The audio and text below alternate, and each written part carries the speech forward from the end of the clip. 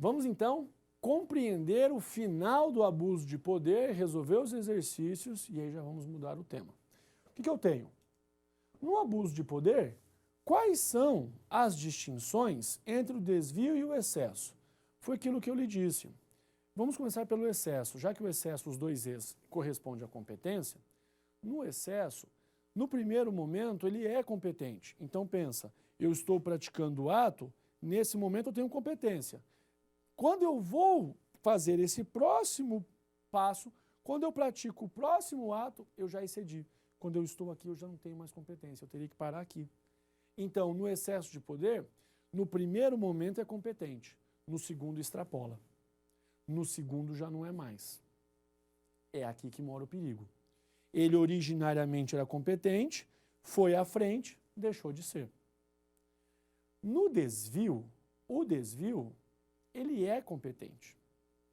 Pensa que eu transferi o servidor, a princípio, no interesse da administração. Você fala, Barbieri, mas até aqui a competência está ótima. Mas não é analisar a competência, é analisar a finalidade. A finalidade aqui nunca foi pública. Porque quando o servidor chegou na nova sede, na nova localidade, ele percebeu que, a bem da verdade, ele foi transferido por uma vingança. Ele foi transferido porque hoje ele namora a ex-namorada daquele que era superior hierarquicamente. Ficou com dor de cotovelos, né? Entre aspas, aplicou, entre aspas, uma sanção, uma vingança privada. Aí você fala, mas eu não posso permitir que a administração pública esteja voltada para atos de vingança. Eu não posso permitir que a finalidade deixe de ser pública e passe a ser privada. Perfeito. É isso mesmo. Está correto. Então você tem que ter esse cuidado.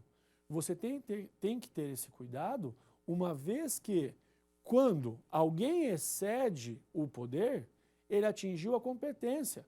Originariamente era competente.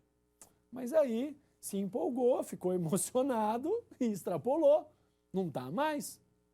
Já no desvio, não. Se você analisar de forma fria, você vê que ele tem a competência para praticar o ato, mas eu não vou analisar a competência. Eu estou no desvio. No desvio eu vou analisar a finalidade que ele buscou. E aí você enxerga que a finalidade nunca foi pública, que a finalidade é privada. Ele quer prejudicar alguém ou quer beneficiar outro. Isso é finalidade privada. Tanto para um lado quanto para o outro, tanto com desvio quanto com excesso, o ato tem que ser nulo. Tem que retirar esse ato de ordenamento. Como é que você permite conviver com um ato que causa ou que exteriorizou abuso de poder? Não tem cabimento. Então, cuidado com esses dois desfechos. Lembrou do nosso quadrinho? Está resolvido. Então, só para concluir, quais elementos do ato administrativo são atingidos pelo desvio e pelo excesso? Poxa, só isso aqui, ó. Desvio é o D da finalidade, excesso, os dois E's da competência. Se você falar que quer, não tem como errar. Não vai errar. Joia. Vamos ver como isso vem aparecendo em provas? VUNESP, Magistratura de São Paulo, 2013. Assinale certo ou errado. No exercício do poder de polícia administrativa, o município, segundo orientação sumulada do STF, ficar perguntando súmula seca é chato, né? Ao proibir a instalação de estabelecimentos comerciais do mesmo ramo em determinada área, edita a lei válida. Opa, vamos compreender. Eu tenho lá uma região, o município veio e disse assim, olha, eu vou permitir 2 estabelecimentos no mesmo segmento nessa região, 2 estabelecimentos do segmento Y nessa região, aí vem o terceiro, não, o terceiro aqui não pode, você vai ter que ir para outro canto. Acontece que essa matéria de fato está sumulada. Pega para mim, por gentileza, lá nas súmulas do Supremo Tribunal Federal, dá uma olhadinha na 646 e já aproveitando, ó, ao proibir a instalação de estabelecimentos comerciais do mesmo ramo em determinada área, edita a lei inválida. Olha o jogo aqui das questões. Pega lá 646, vamos olhar a 646 e a 645. Olha como aqui tem pegadinha. E como é súmula seca mesmo, não tem nem muito espaço para interpretação. Súmula 646. Ofende o princípio da livre concorrência lei municipal que impede a instalação de estabelecimentos comerciais do mesmo ramo em determinada área. Ofendeu a livre concorrência. Ao proibir a instalação de estabelecimentos comerciais do mesmo ramo em determinada área, edita a lei válida? Errada. Súmula 646. Olha a 645. É competente o município para fixar o horário de funcionamento do estabelecimento comercial. Olha o que ele diz. Ao proibir a instalação de estabelecimentos comerciais do mesmo ramo em determinada área, edita a lei inválida. Não, viajou também. Ambas erradas. Marca a súmula 646 e súmula 645, porque estão no mesmo contexto, tá bom?